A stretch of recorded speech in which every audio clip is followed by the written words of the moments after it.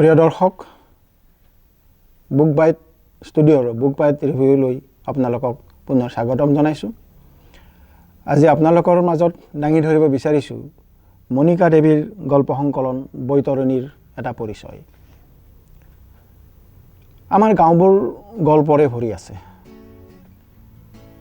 সমাজখন আৰু মানুহবোৰ ভালদৰে চাব জানিলে তাৰ মাজৰ পৰা চৰিত্ৰ বুটলি, কাহিনী বুটলি ধুনীয়াকৈ গল্প লিখিব পাৰি। তাৰ বাবে লাগিব ভাষাৰ ওপৰত দখল আৰু সমাজ ব্যৱস্থাটোক চোৱাৰ এটা অনুবীক্ষণিক ক্ষমতা। মণিকা দেৱী এনে এগৰাকী গল্পকাৰ যি অসমৰ গ্ৰাম্য সমাজখনক ভালকৈ চিনি পায়। তেওঁ ভাষা জানে। সেই চিনি পোৱাৰে সেই ভাষা ব্যৱহাৰ কৰি তেওঁ কেতবোৰ চৰিত্ৰ আমাৰ গ্ৰাম্য সমাজৰ পৰা বুটলি আনে। তেনেকুৱা কেইটামান চৰিত্ৰৰ গল্পৰূপে হ'ল বৈতৰণীৰ ৮টা গল্প। মণিকা দেৱী এতিয়ালৈকে 10খন গল্প সংকলন প্ৰকাশ পাইছে। তেওঁৰ প্ৰথম গল্প সংকলন প্ৰিয় আলাপ। এই গ্ৰন্থখনৰ বাবে 2005 চনত তেওঁ লাভ কৰিছিল মুনীন বৰকটকী বঁটা। জহৰ মহৰ তেওঁৰ আন এখন গল্প সংকলন। এই সংকলনখনৰ বাবে তেওঁ 2014 চনত লাভ কৰিছিল যুৱ সাহিত্য একাডেমী বঁটা। বঁটাৰ সংসাৰে মণিকা দেৱীৰ যোগ্যতা বিচাৰিব নোৱাৰি। মণিকা দেৱীৰ যোগ্যতা বিচাৰিব লাগিব তেওঁৰ গল্পৰ বিষয়বস্তু আৰু কথনশৈলীৰ জৰিয়তে। এই দুয়োটা ক্ষেত্ৰতে মণিকা দেৱী সুন্দৰকৈ উত্তীৰ্ণ হৈছে।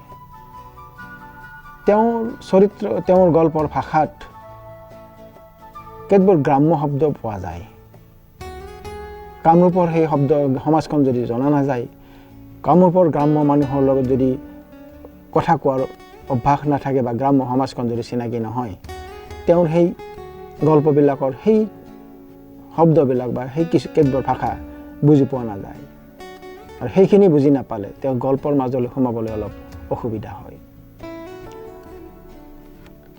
বৈতৰণীত যিকেইটা গল্প আছে সেইকেইটা গল্পত উদাহৰণস্বৰূপে প্ৰথম গল্প বৈতৰণী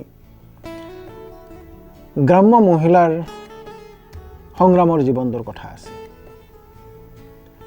গ্ৰাম্য মহিলাৰ সংগ্ৰাম কেইবাটাও পৰ্যায়ৰ: অৰ্থনৈতিক সংগ্ৰাম, পাৰিবাৰিক সংগ্ৰাম, সামাজিক সংস্কাৰৰ সংগ্ৰাম, সন্তান জন্ম দিবলৈ যাওঁতে সংগ্ৰাম, সন্তান ডাঙৰ কৰোঁতে সংগ্ৰাম।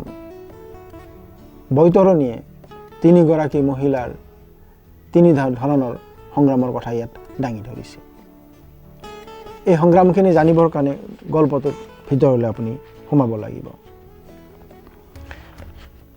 এই সংকলনটোত থকা এটা ভাল গল্প হ'ল হাকিম। গ্ৰাম্য সমাজত কেতবোৰ সহজ সৰল চৰিত্ৰ আছিল যি বাস্তৱৰ কথা বৰকৈ বুজি নাপায়, জটিলতা বুজি নাপায়। হাকিম তেনে এটা চৰিত্ৰ। গ্ৰাম্য সমাজত আৰু কিছুমান চৰিত্ৰ আছিল যি চালাক, চতুৰ, বুদ্ধিমান। তেওঁলোকে গ্ৰাম্য সমাজখনৰ পৰা সুন্দৰকৈ ওলাই আহে, চহৰৰ লগত সম্পৰ্ক স্থাপন কৰে, চহৰীয়া ছোৱালীৰ লগত সংসাৰ স্থাপন কৰে, আৰু তাৰ পাছত গ্ৰাম্য সমাজখনৰ লগত তেওঁলোকে এটা দূৰত্ব আৰোপ কৰে। হাকিম এটা সহজ সৰল চৰিত্ৰ। তেওঁৰ ককায়েক তাৰ বিপৰীত। এই দুটা চৰিত্ৰৰ মাজেৰে গ্ৰাম্য সমাজখনৰ অৰ্থনৈতিক আৰু সামাজিক শ্ৰেণী সংগ্ৰামৰ এটা ছবি এই গল্পটোত তেওঁ দাঙি ধৰিছে। টুবুকী তেনেকুৱা ধৰণৰ আৰু এটা গল্প এই সংকলনটোতে আছে। টুবুকীৰ মাজেৰেও আমি গ্ৰাম্য সমাজখন বৰ ধুনীয়াকৈ আনুবীক্ষণিক ৰূপত লগ পাওঁ। মই অলপ আগতে ক'লোঁ যে মণিকা দেৱীৰ গল্প বুজিবলৈ অলপ অসুবিধা হয় তেওঁ ব্যৱহাৰ কৰা একেবাৰে থলুৱা বা আঞ্চলিক কেতবোৰ শব্দৰ কাৰণে। বৈতৰণীৰ গল্পবোৰ বুজিবৰ বাবে এই সংকলনটোতে সংকলিত কৰা হৈছে অনামিকা বৰাৰ এটা প্ৰবন্ধ।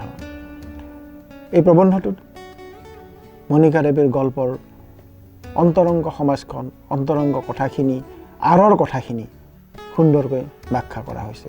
অনামিকা বৰাৰ এই প্ৰবন্ধটো পঢ়ি মণিকা দেৱীৰ গল্পৰ ভিতৰলৈ আপুনি সোমাই যাব পাৰিব।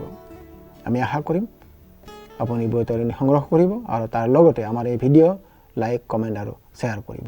ধন্যবাদ।